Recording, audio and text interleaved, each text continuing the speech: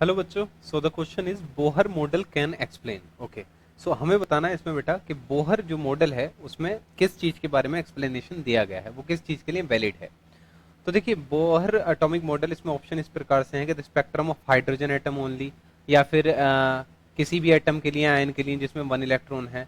तो देखिए, जो करेक्ट ऑप्शन है इसका वो तो ये है कि बोहर जो होता है, बोहर की जो एटॉमिक मॉडल है वो वन इलेक्ट्रॉन सिस्टम के लिए वैलिड है। One electron system, one electron system जैसे लाइक आपका हाइड्रोजन हो गया, ठीक है, तो उसमें एक इलेक्ट्रॉन है।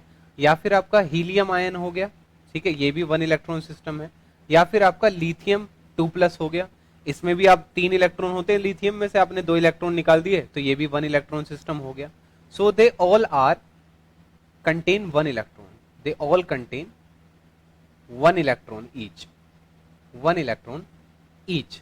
तो देखिए, बोहर जो एटॉमिक मॉडल है, जैसे आप बोहर रेडियस लिखते हैं, है ना, तो -13.6 इलेक्ट्रॉन वोल्ट आप एनर्जी लिखते हैं बोहर की, ठीक है।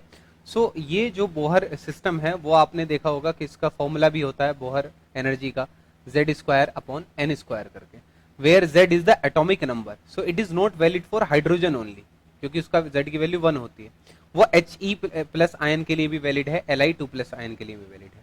तो basically Bohr atomic model is valid for one electron system, for an atom or any ion जिसके अंदर one electron.